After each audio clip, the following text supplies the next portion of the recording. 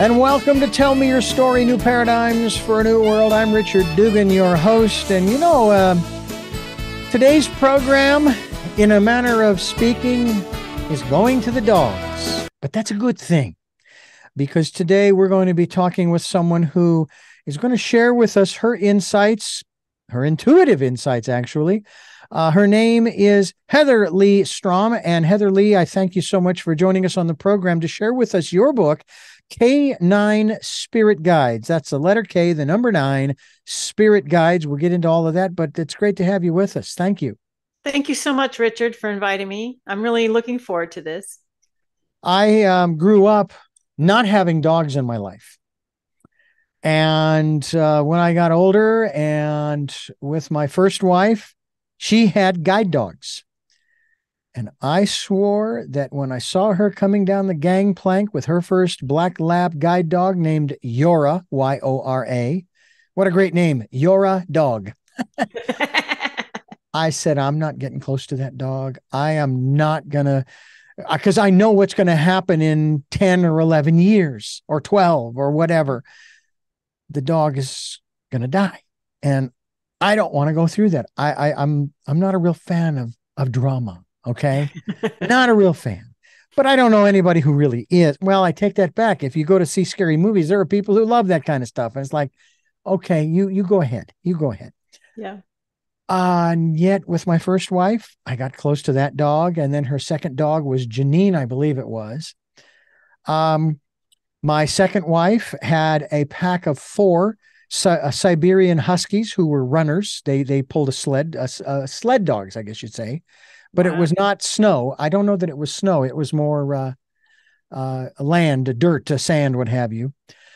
But since those 4 dogs, and since they've passed, and I was there for all 4 of them, then we've had, let's see, 1, 2, 3 more. Currently, we have 1. His name is Angus, big black King Shepherd. 100 pounds, used to jump up on the bed, but he's going to be 11. He'll be 11 this December 22nd. So he doesn't have quite the energy or strength to push himself up. Now, he still acts like a puppy sometimes. Mm-hmm. All right. And I don't think that most dogs who still maintain their energy, I don't think they lose that. Talk to us about, this whole aspect of canine guides. Can you tell us, canine spirit guides, I guess is the word we're looking for. But when you say spirit, that's kind of a generic term. Is there a more defining term here that we want to use? Yeah, these are the intergalactic version of our dogs. So they connect to humanity through our dogs. But the canine spirit guides are separate, in a manner of speaking, from the canine essence, if you will, that inhabits the dog body, right? Yes. Yes, they are not the spirit of the dog themselves. Okay.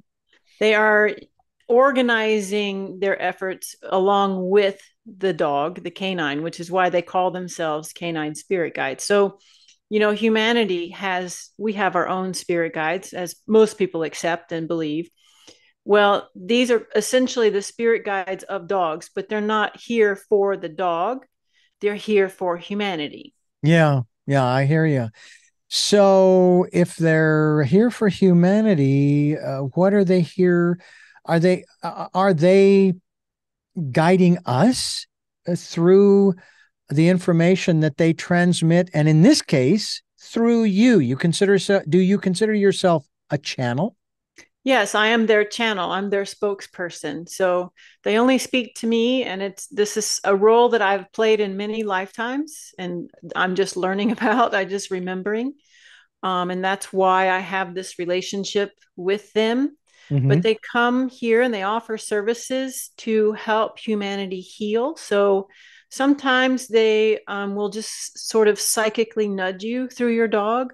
Other times they're much more active behind the scenes, orchestrating connections or events in your life, and you're not really aware of it. So your dog seems to be just a sleepy companion laying on the bed. But his spirit guide is hard at work trying to get all these little dots to line up to Hmm. get you to the train on time, Ah, basically. now are these spirit guides working with the essence of dogs who have passed on exclusively, or of those dogs who are even here with us? They don't really work like with a dog that's passed on. They're like the dogs that are here in our physical lives are like the vehicle for these guides, but you don't have to have a dog and you don't have to like a dog in order to actually work with these canine spirit guides. Oh. 75% of my clients don't even have dogs. Mm. So their number one goal is to help humanity heal. They chose to connect with us through the dogs because of how we connect so open-heartedly with Hmm. dogs. And so Yeah. that gives a really big opening for them to be in our space and to be accepted and welcomed. So they're kind of capitalizing on how we love our dogs. Now, I am not going to take advantage of the opportunity here to have you connect in whatever way to the guides, spirit guides that are connected with, whether it's Angus or anybody, any other animal. But what I do want to ask you about is the preparation that is there a specific kind of preparation that you have to go through in order to connect, or does it just comes through when it comes through, and you don't really have any control over that? Well, they send messages to me constantly. They're always talking to me. But when I'm working with them on behalf of someone else, yes, I have a procedure that I follow so that I make sure the connection is clean and clear and that I'm getting the appropriate connection, the appropriate messages for the appropriate person. And then what I do before I work with someone is I connect with their energy. And then while I'm in their energy, I also connect with the canine spirit guides and I obtain a sort of download, which is a list of wisdom or insights or answers to your questions that you've been asking yourself recently, because they know these things, I don't. And then when I meet with the client, the first thing I do is discuss the download I've received. And also I discuss which guide is going to be working with them during the healing session right here and right now, because it depends on what your needs are as far as which guide is going to be working with you. And then we do a healing session where I channel in that guide's energy, and that guide will work with the client energetically and make adjustments or help them remove blockages or dissolve contracts or vows or ancestral patterning or karma, whatever it may be. And sometimes they'll give them energetic upgrades, and the sky's the limit. I've never had them do the same thing twice. So each time I work with them, they show me something else that they're capable of. Can you share with us what the rules or the protocol is or are in regards to this accessing or receiving? I say a better way to put it, receiving the download. Rules? What do you mean? Like, well, I have to have the person's permission. Okay. And because I come from a medical background, I've been a physical therapist for 30 years. I want to make sure everything is clean and clear. So I make sure my space is completely clear and cleansed. My energy is cleansed before I'm going to combine my energy with someone else. Hmm. Because to me, that's psychic hygiene. That's very important. So I'm not going to do it while I'm in the middle of a shopping center or driving my car where I'm just kind of barely thinking about it. I'm really focused in on it. I do a procedure for myself to make sure I'm clean and clear and I'm not taking my baggage into the Hmm. space. And then I just have to have their permission. And sometimes even after I have their permission, I still have to kind of knock really loudly, because some people have really strong guards around their energy field for good reason. And so I have to kind of show my pass to get Mm. past the guarding. Okay. But yeah, so that's really the only, and they have to be willing to receive this information, Hmm. truly willing, because sometimes I'll read for people and they're really not that open to it. And so I'll get further instructions from the guide that something else needs to happen before this session can move forward. So you don't just offer it up. It has to be something that someone wants to hear Yeah. for that very reason. And Yeah. obviously, in this situation, because of the time of day that we are having this conversation, and you're 3 hours ahead of me, we're not going there because I know, first of all, you probably have not done the preparation, which again, Right. it makes sense. I mean, you're not here to do that. You're here to have a conversation with me about the book that you've written and the information that you have received. The book in particular, which is called K9, the letter K, the number K, the letter 9, the letter K and the number 9, Spirit Guides. That's the title of the book, K9 Spirit Guides. You can find that at Amazon and so forth. Her website is heatherleigstrom.com. That's HeatherLeigh.com. That's one of the rare times I got through the whole thing without messing it up, and I'm so happy.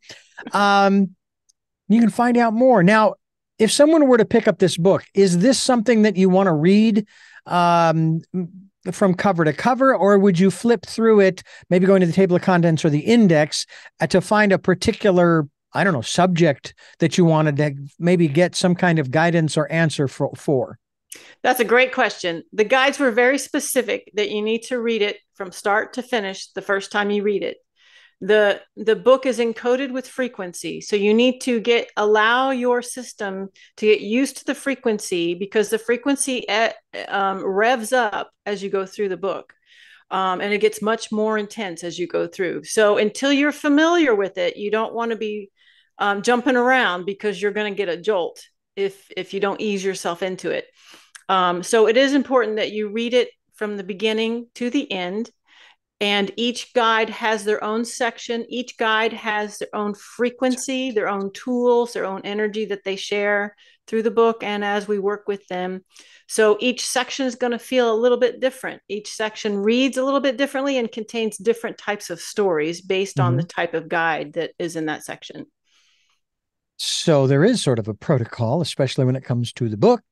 Yeah. Folks, I just want to let you know that she has worked with the human body since 1989 as a massage therapist, then a physical therapist in 94, and then both up until 2022. 2018, you added, what is this, functional medicine to your repertoire. You have spent most of your career caring for your patients with effective and innovative hands-on techniques in your own private practice. How long has this connection with the canine spirit guides been around? And has that been something that has facilitated or been used in any way, shape, or form when you are with your patients, or when you have been with your patients? Yes, to some extent, but the patients who come to see me for their bodies are not people who are necessarily interested in spiritual work. So a couple of them will venture into the spiritual realm with me, just to kind of see what it's like. But since they are accustomed to me working on their physical body, they don't want me to stop doing that.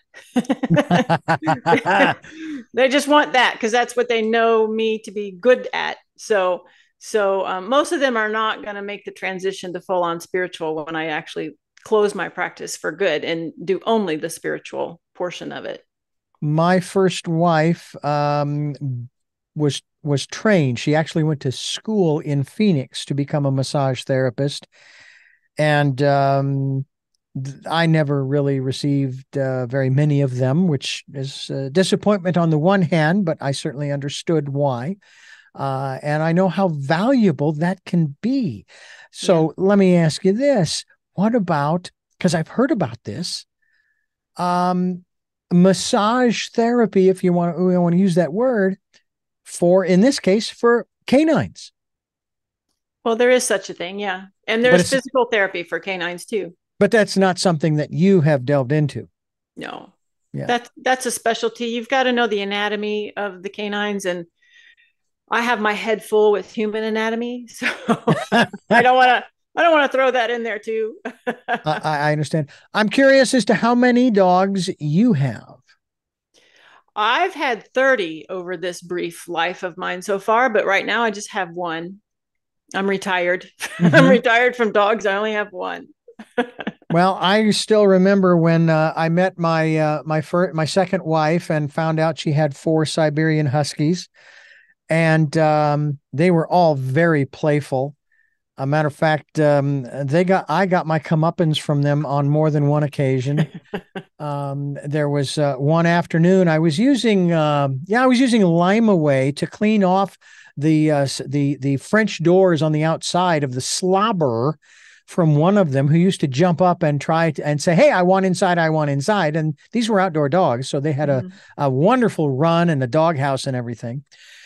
And there I am doing all of this and hosing it off and cleaning it off, and I had them in the run. And I thought I was finished. And then the phone rang. So I went in to answer. I came out and they had knocked over the diluted Lime Away and they were licking it off the ground. And I mean, all of this stuff. And immediately I grabbed the bottle and I called the number on the back and I said, I just had a situation. I explained what I just said to you. And they said, okay, what you want to do is you want to give them all, maybe get their bowls and give them each a big helping of milk. It'll help to, reduce any effects. So I did that, hung up and I did that. And then I started thinking about it. Wait a minute.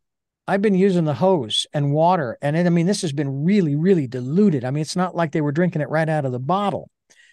So I called the woman back and I explained that to her. And she says, oh, well, in that case, you probably didn't need to give them the milk. They probably would have been just fine. So each one of them had a wonderful time drinking up because I used on the four of them, I used a whole gallon of milk. All right. Oh my Yeah, gosh. between the four of them. And so they had gotten me in that regard. So it's like, okay, I'm going to have to watch out for the four of these guys. In any event, that's kind of what dogs will do. You know, they learn what they can get away with. Yeah. I was in the backyard when we moved to Santa Barbara playing with one of our other dogs. His name was Connor. He was a shepherd chow mix with the curly tail, you know. Yeah. And I was out there running around with he and my other dog Makushla, who was a white shepherd husky mix, all white with a pink nose, right? Yeah. And while I'm running around the yard, all of a sudden, Connor comes up from behind me and literally and intentionally knocks my right leg right out from under me. And I landed flat on my back, Yeah. knocked the wind out of me. I couldn't get angry with him. He was playing. He thought, hey, this is the play. We're going to just have some fun. Yeah. Uh, is there any kind of information in these downloads, as you have described them, that offers us insights into, in some cases, why? Well, I guess that's based upon what you've already said, that this wouldn't be information as to why a dog does what it does. I've learned that that's one of the things that we have to learn. We don't try to tell them what to do per se, although there's training, I know. It's more when they're doing things that we'd rather they not do. It's not get them to stop doing that. It's why are they doing it? I need to understand why they're doing that. They have archetypes. Yeah, Are you familiar with Carolyn Mays's work? I am very much Archetypes? so. Yes, I am very much so. The canines have their own archetypes, only their archetypes are not about them, they're about us. Oh, wow. Yeah. I Very got that cool. download about, I don't know, 3 months ago. That What can was you share with us about those archetypes? um so you have the destroyer, the one that destroys the house. Yeah. Um and usually it's a message around where are you not standing up for yourself? Where are you not standing your ground for you, Mm. for the owner, not the dog. Hmm. Dog is bringing that energy to you, the message to you, so you'll look at it. Or Wow. the dog that won't shut up. Um, Won't stop. Keeps barking. yeah, yeah, and wakes all the neighbors in the middle of the night. That dog's sharing an archetype about using your own voice speaking up for yourself, speaking Mm-hmm. your truth. So yeah, there's definite messages in the dog's behavior, and it's all about us. It's not usually about the dog. Now I have to qualify that because some of these dogs are new souls, as well as some people can be new souls. Some of the dogs are new souls, and so Mm-hmm. they're not very they're not very familiar with being a dog on earth, and so they can be raw dog, like just an animal just Mm-hmm. being there. So their their spiritual self will not come through so strongly because they're freaking out because they're a dog. So Right. they're behaving like a dog. So sometimes you just get the dog behavior. It just depends on the dog. So some dogs are more, just like people, they're more old souls. And you really can tell those dogs because they kind of look right through you when they look at you. Oh, Um, yeah. so, and the younger dogs are kind of just sometimes out to lunch or sometimes really scared because they're like, I'm not sure about being here. I don't know. I don't know who I am, kind of just like people are. Mm-hmm. So sometimes that is just the dog. That's just the raw dog coming through. There's other times when there's a higher purpose message that's being channeled through the dog. So there's the two different types of scenarios. And I'm not a dog communicator normally. Sometimes they'll talk to me, but I don't guarantee it. So I usually don't help with the dog part. What I'm helping with is the healing that the canine spirit guide is offering that person, the client that's found their way to me, someone who's like looking for their higher self, who's looking for their true purpose in life, who's trying to figure out how to get out of this repeated loop of trauma and pain and bad memories and low self-esteem. Those are the people that are really drawn to the book based on my stories in the book, because that's where I was before Mm-hmm. the canines healed me. So you do have both scenarios. Talk to us about your healing through this. That's fascinating. Yeah, I tell you, I've not had the best life, but I've not had the worst life either. And I know people have had it worse than me. But when you read my book, you just go, whoa. And I mean, my husband read the book and he was like, whoa. And I read the book and I'm like, whoa. I mean, when you put it all down, because as you're going through a tough life, you're just trying to survive. Mm-hmm. So you don't always understand how tough it is. You just know you're trying to find the next step. And so my life was very convoluted. It's a very dramatic story, but it's also a story of survival because I survived on my own. I have never had a support system. But one thing I did throughout this whole process was I constantly searched for answers. I constantly searched for help. Psychological appointments, therapists didn't help me. I tried seminars, workshops, all the self-help books. I've tried everything to heal my own trauma and pain, and nothing worked. It would help for a little bit, and then I was right back in the loop again. Mm. And I could not figure it out. And so I got to the point where I just hated life. I didn't like being on the planet. All I saw was all the negative things on Earth and all the negative people. And I'm like, why am I here? I don't even want to be here. Mm. And not that I was thinking of committing suicide or anything. I just was like, I want to go home. I don't want to. This is no fun. Yeah. So I just got to the point where like, is this it? Is this all that life is going to be? And then COVID hits, right? I mean, how much worse can it get, right? So it was during COVID that I received this obvious sign, and I'm not going to give it away because it's in the book, Mm-hmm. and it was a profound event that I guarantee you has happened to nobody else on this planet, because it's one of the most unique things that I could have ever experienced. And when it happened, I kind of went, everything lit up, and I went, huh, something big is coming. And I just had that sense. So that was during lockdown in 2020. And things started to move for me. And I got more and more interested in finding solutions. There's got to be a way. And I eventually found myself to some mentors. And about that time, beginning of 2022, I'm told I'm going to write a book and it's going to be done by the end of the year. And I'm like, what? I don't write books. I'm not an author. What are you talking about? And what the heck am I supposed to write about? Well, nobody would tell me. So I had this dream one night, and my guides were working with me, my spirit guides, and we were all in meetings and talking about this book. And they kept saying this one phrase over and over again. So I reached over next to my bed, scribbled these words down, never opened my eyes, and went back to sleep. Woke up the next morning, barely remembered that, opened my journal, and the three words were canine spirit guides. Hmm. And so then I knew what I was going to write about for the first time, dogs. But I Hmm. didn't know the whole essence of the book. I just thought I was writing these really cool stories about some of my dogs I've had, 10 of my dogs. And as I wrote the book, I also began a meditation process to try and connect with the essence of the book.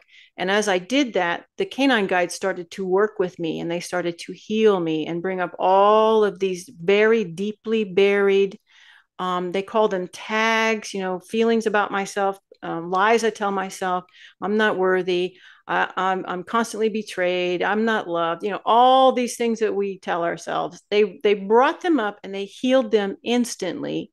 Each time they healed a part of me, I could hear them more. And then eventually I could see them. And eventually they're just downloading chapters in the book instead of one or two words. And I thought that the whole point of this was so I could write a really cool book.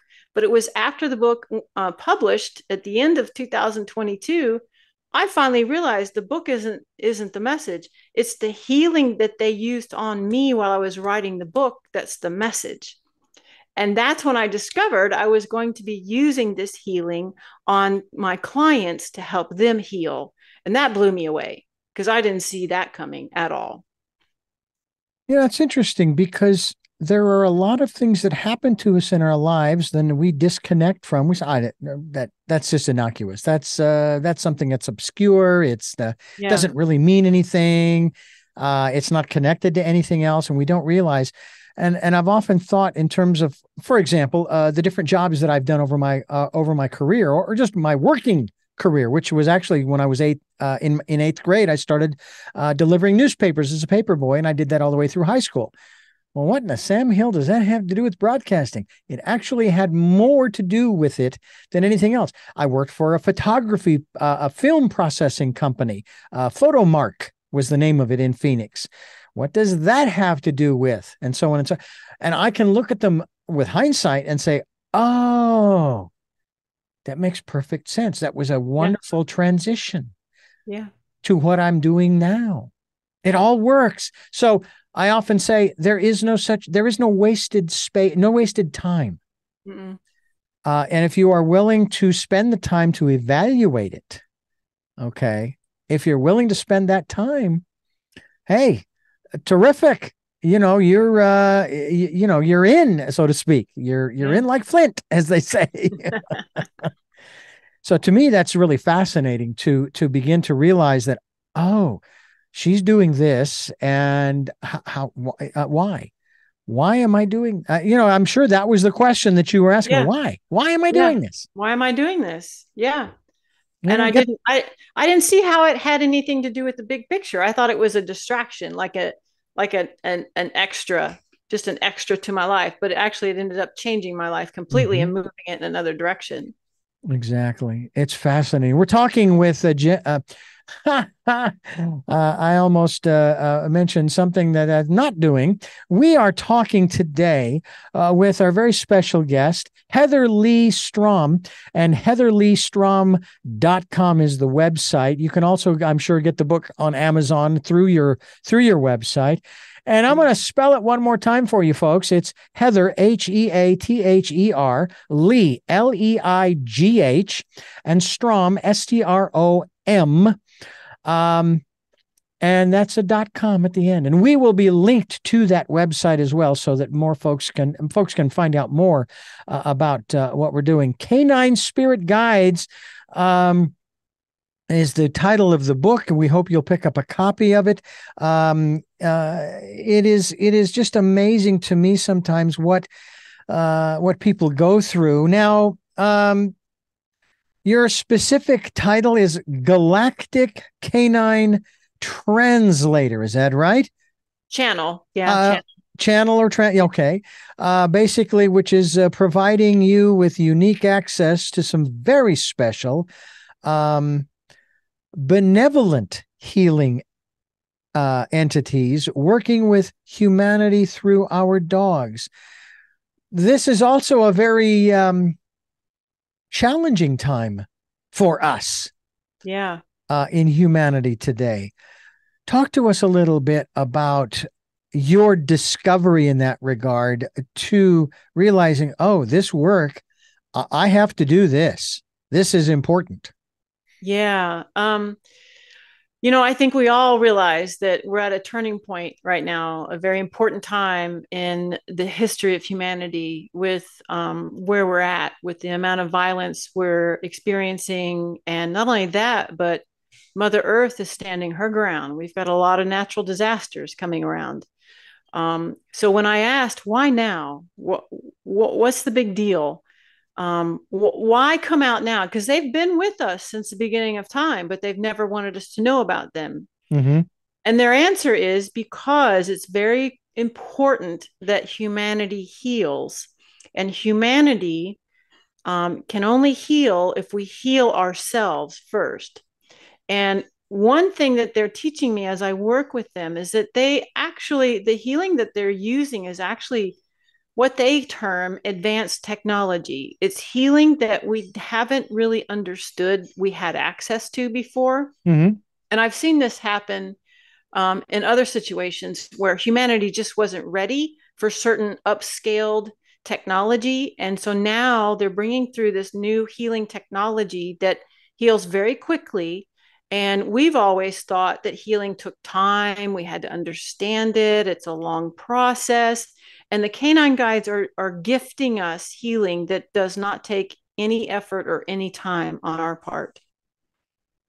We though do we not have to consciously open ourselves up to receive or Yes. okay, Yes. that's You have to be willing to accept that, and you have to be willing to receive it. They can't, nobody can force anything on anybody. right. But yeah, if you want to embrace that kind of technology, then it will happen. Okay, then I'm going to say I'm willing. Send it, bring it on. Yeah. Bring it on because I am most curious about what is going to happen in the coming days, weeks, months, quite honestly, years.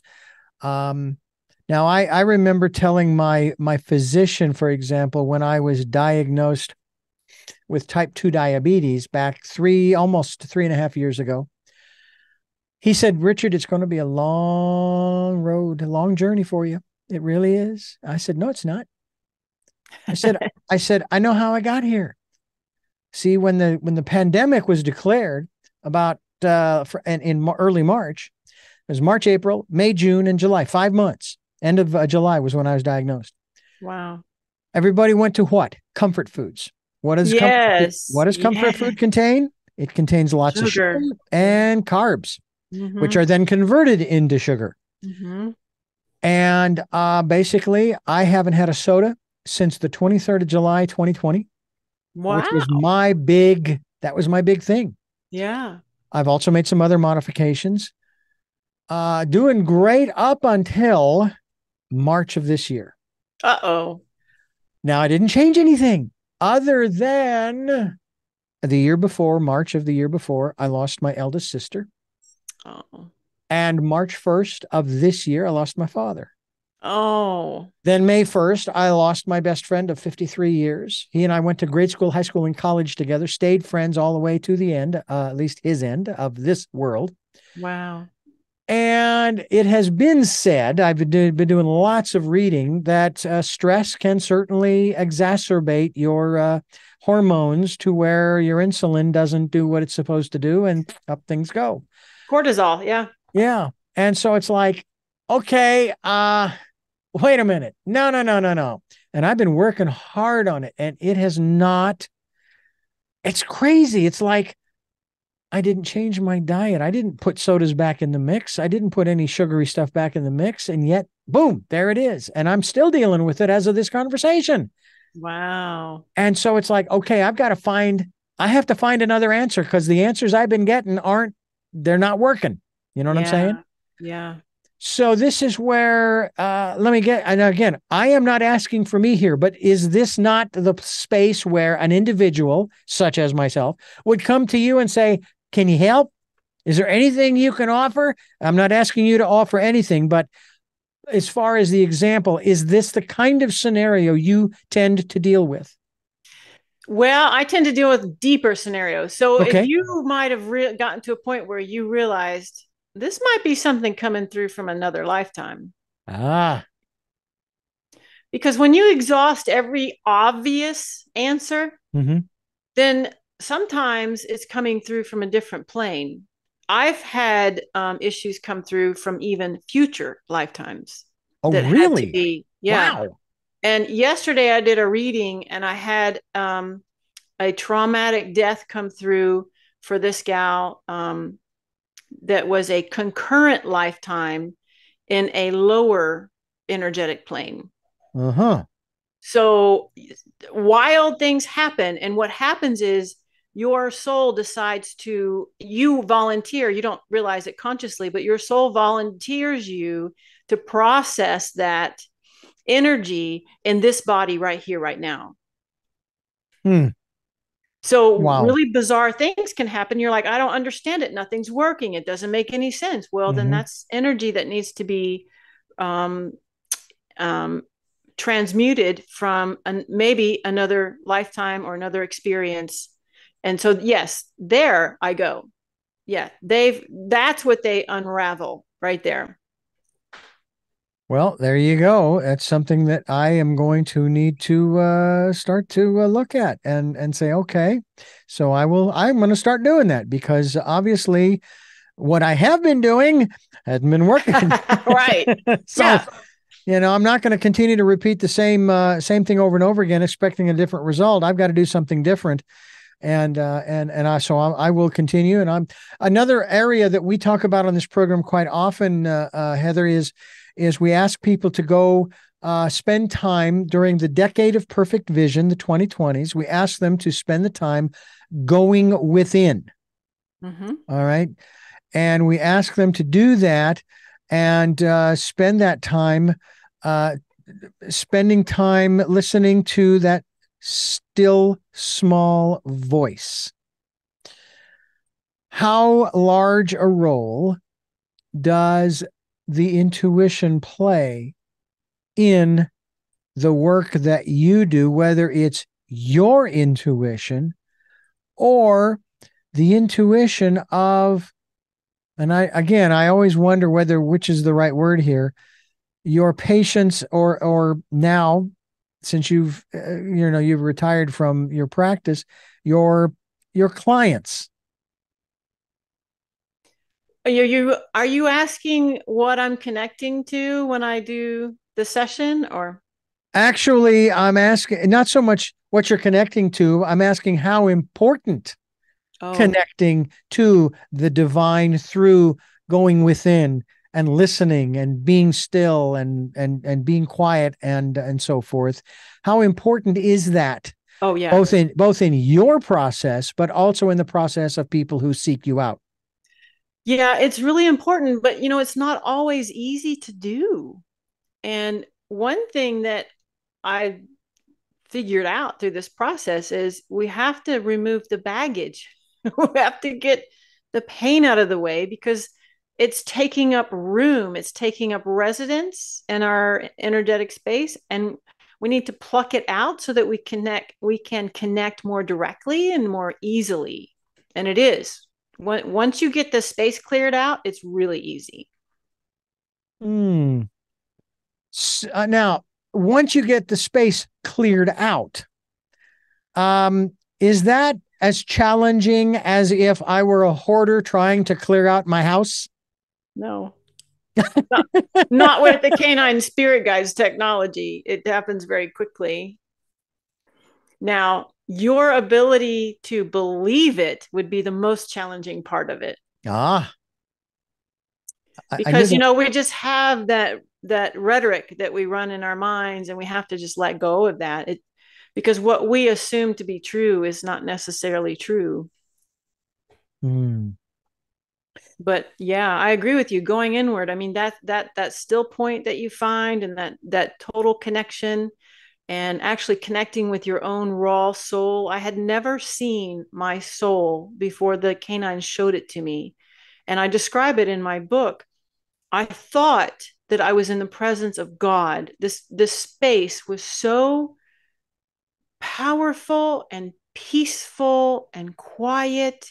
It was incredible. I didn't Hmm. even want to leave. I didn't want to move. I didn't ever want to leave that space. And I thought I was in the presence of God. And I asked, is this God? And they're like, no, this is you. This is your soul. And I'm like, how much better is God then? Holy crap.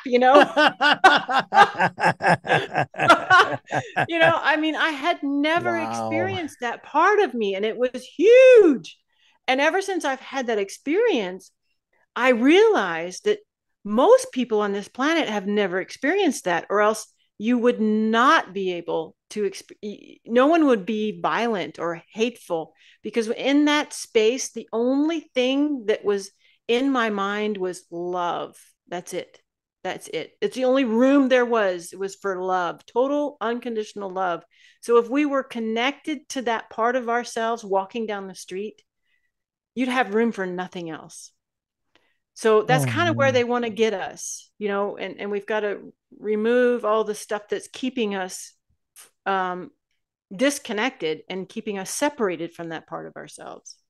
How long have you been seeing people as the galactic? Where did I just see that? The galactic canine channel. How long have you been facilitating with people? Just since this January.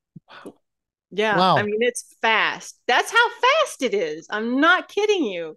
Wow. So, Fast. have you stayed in touch over the last 10, 11 months with the people you started with?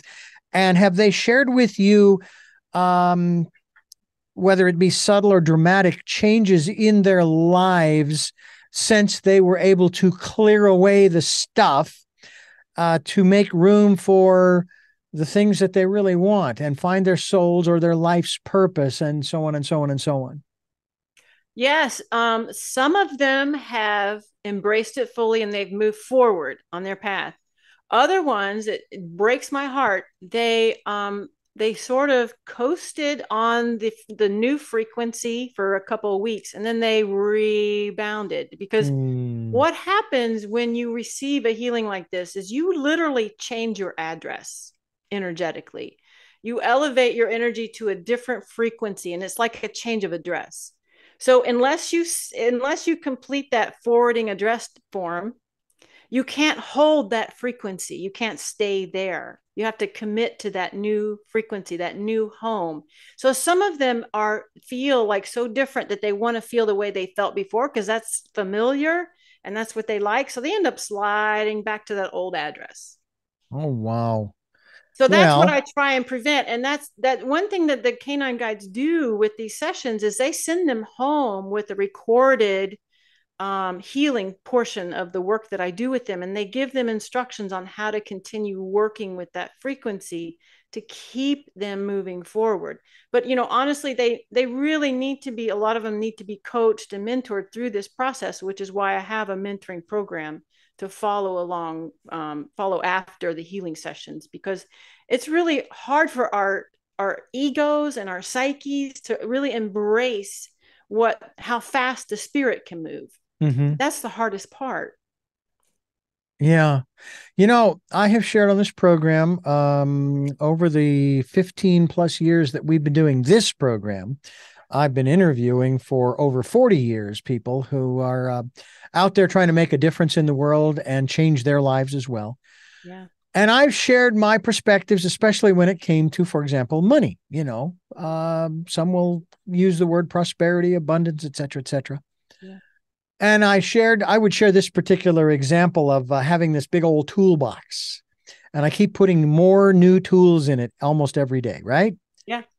And yet I don't seem to be making much headway, especially in the material world, on a monetary level. I mean, I pay the bills. I mean, it's not like I'm on the streets or anything. Yeah. I'm a working homeless person or anything.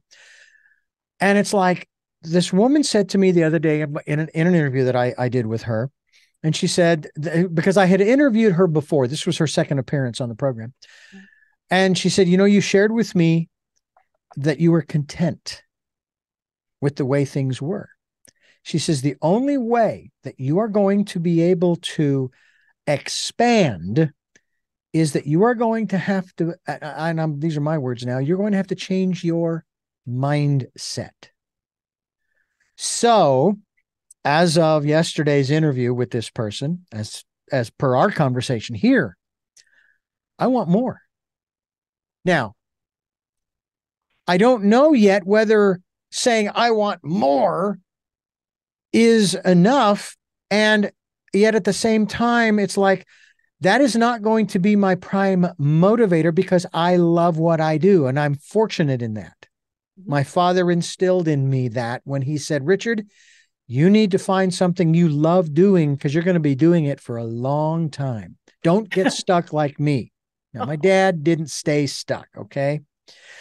And I have been fortunate. I mean, I consider myself very blessed and very grateful for the fact that I have found what I love doing.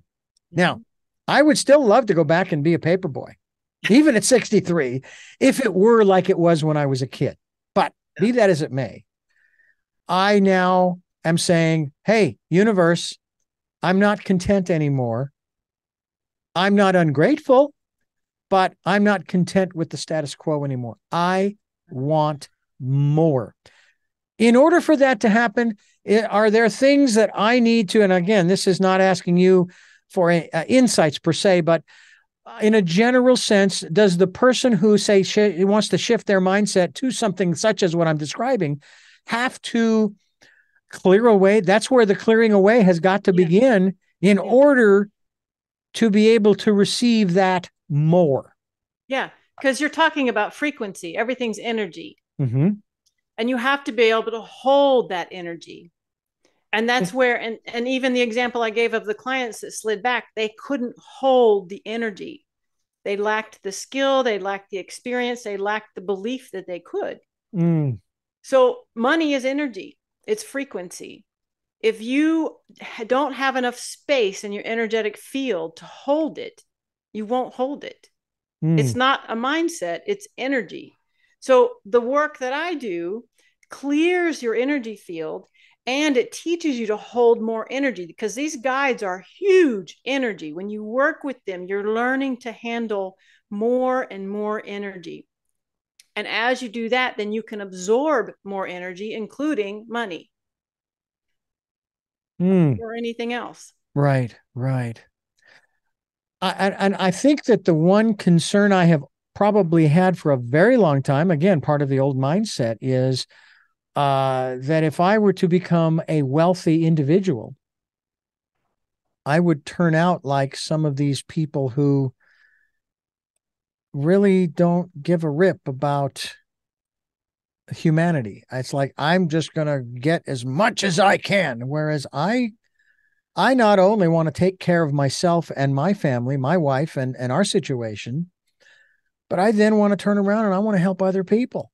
Give them a hand up if possible, and maybe not handing them a check or cash, but saying, oh, you have a situation where you've got this, that, or the other thing. Okay, well, maybe I can help you with that.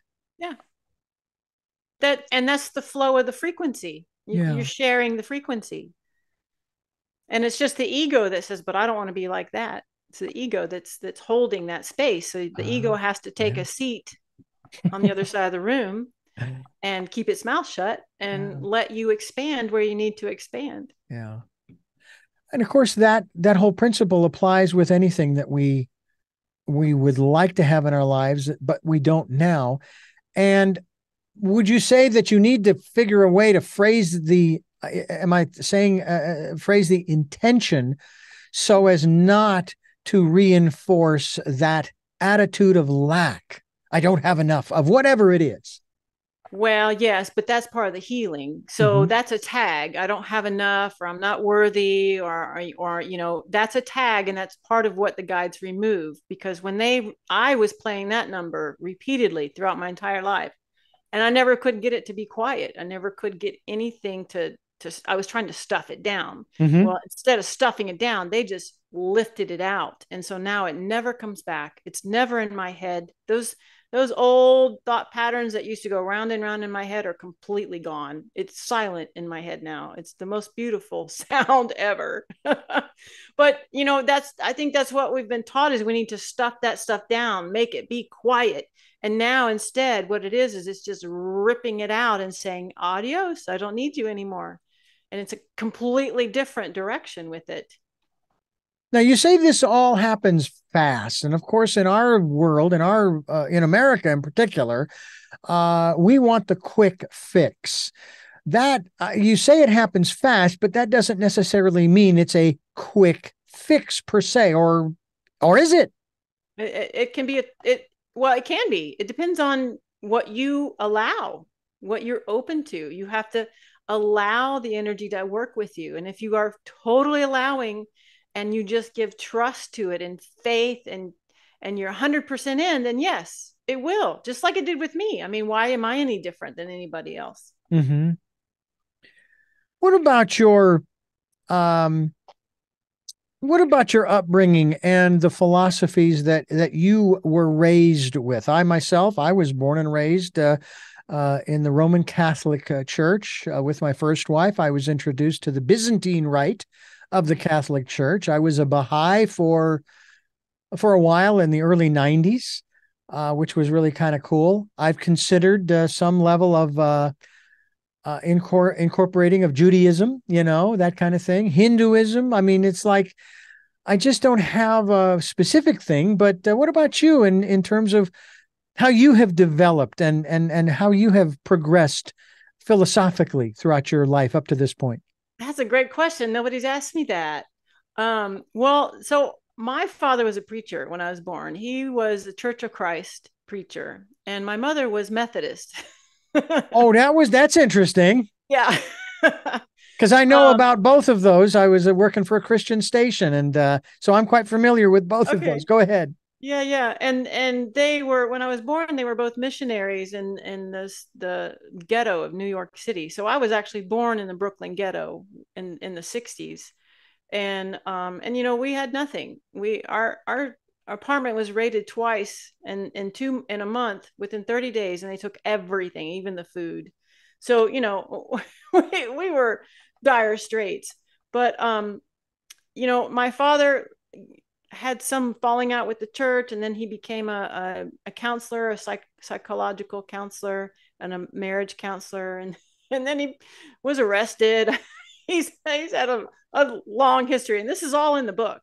Mm-hmm. But I just always felt like I went to church and everything, but I always felt like it just wasn't enough. It didn't feel real to me. Like it just felt like there was something more than what I was being shown. And I went through whatever it is, the classes they put the kids through in Methodist church, where they want them to join the church. And so I did those classes, and I got ready to join the church, and they said, now you got to devote your life to the church. And I was 7, and I said, what?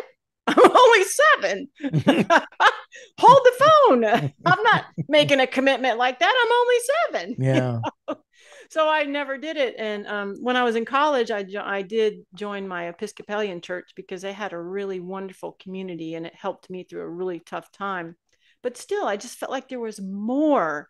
And my whole life, I felt like there was no religion that could hold everything that I knew intuitively about God and about me and about humanity.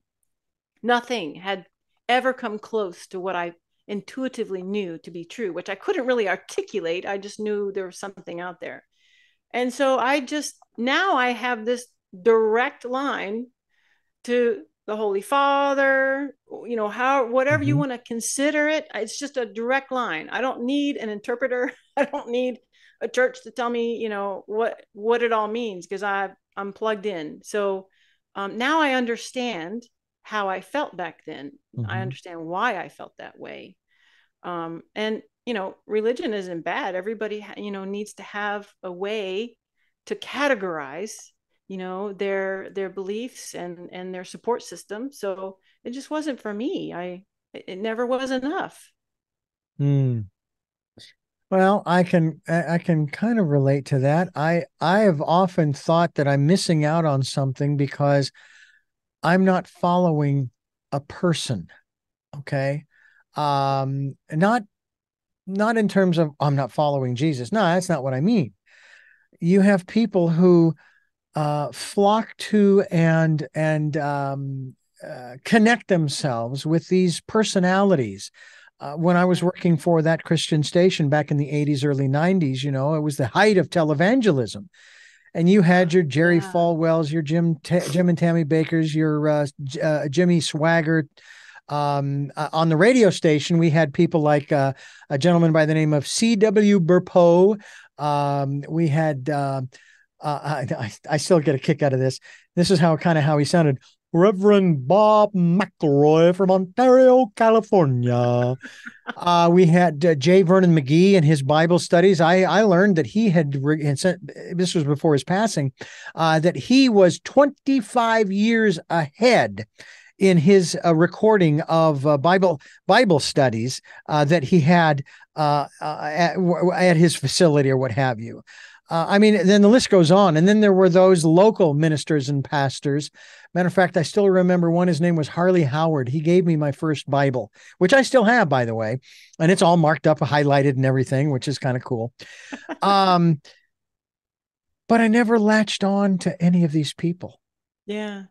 And I've often thought, am I missing out on something that I can't seem to find the person and I'm thinking, but it's not about a person. It's about a message. Yeah. And it's like in my last interview that I did, we were talking about Jesus and referencing the fact that what people who follow him don't seem to understand is he wasn't a Christian. He, he was a Jew. He was a Jew. Yeah. And now I've often said that if I was going to follow Jesus, I'd be a Jew. Right. Okay. Not a member of Jews for Jesus. No, no, no, no, no, no. I'd just be Jewish, but I'd still maybe participate in and practice some of the many things that they do. Friday night, I'm not even going to try to name some of these things because I know I'll probably be wrong, but you've got, the Sabbath, on I think it's Friday night it starts and so forth, and you've got when someone passes away, there's another ceremony. Of course, I do know the bat mitzvah and bar mitzvah for both the girls and boys who reach age 13, which in our country doesn't really mean anything because, according to my understanding, the bar mitzvah for a boy is when you become a man, but they don't treat him like a man. He's a No. 13-year-old boy, Yeah. you know. But anyway, so as I said earlier, I was a Baha'i for a year and a half, and you know, I was this close to becoming a member of the Baha'i faith, but I couldn't make that final step of accepting the founder, Baha'u'llah, as now I could accept him as a messenger because I Uh-huh. love the phrase that they have, the saying that they have, that he has quoted as saying, if you accept one of the messengers of God, you accept them all. If you reject one of the messengers of God, you reject them all. Now, that's a tough pill for a lot of folks to swallow, Yeah. but I think that it's absolutely true. But it's not about following the messenger, it's about following the message, Yeah. you know? So that's interesting. My sister, my eldest sister, who has passed on, she was born and raised Roman Catholic, but her husband at the time that they were together was Church of Christ. And I'm thinking, wow, going from one extreme to another. Yeah. Because the Church of Christ doesn't accept much of anything. No music, no music in the church. Yeah. Or I think of no instruments, among other things. So it's fascinating to listen to some of these perspectives. So today, here you are. We're in the 21st century, Heather. 21st century. Yeah. We're in as we're conversing here. It's the month of November, 2023. I'm curious as to, especially in light of what you do now and the channeling that you do as a galactic canine channel. You remind me of two people in history. One is Edgar Cayce. Oh my gosh. Okay. But you, unlike Edgar, who, when he was in his conscious self and mind and body, did not like what he was doing. It was contrary to his Christian upbringing, from what I'm recalling. Oh, yeah. Then the other one was a gentleman by the name of Johannes Graeber. He wrote a book. It was a channeled book called Communication with the Spirit World of God. It's a thick book. Okay. Wow. The one I had, and I wish I still had it, but I lent it to someone and never got it back, was like onion paper. So it was something else.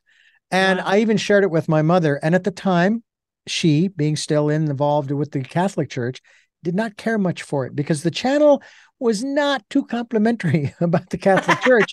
But Johannes Graeber was a priest in the Catholic Church. Okay. So there's the dynamic there. But did you accept it right away? I mean, I know you've only been doing it for 11 months, but you accepted it right away. There was no doubt at all. No doubt. Because I was desperate. I'm like, something's coming. What is it? I was searching for 11 years for the answer, and it just dropped in my lap. And I went, thank you. I took it 100% and never looked back. Wow. Heather Leigh is my guest. Heather Leigh Strom. HeatherLeighStrom.com is the website. The book is Canine Spirit Guides. We hope that you will. She's got a YouTube videos. She's got her social media. She's all over the place. And the website is HeatherLeighStrom.com, which I mentioned earlier. We will be linked to. And, it's fascinating the path that you have traveled. It's interesting to talk to you having only, and this sounds kind of weird, but having only been, shall we say, doing this for less than 11 months. Yeah. Began in 2023, which obviously is a pivotal year for you. This year's been a pivotal year for me too, but I thank you so much for sharing the story here. And I'm curious as to what you see, if there's anything you can see on the horizon. I know that that's I'm not asking you to necessarily predict the future, but are there feelings that you get over what might be for you in 2024? Oh, things are going to move very fast. You're talking about for me personally? For you personally, yeah. Oh, yeah. Speed is coming.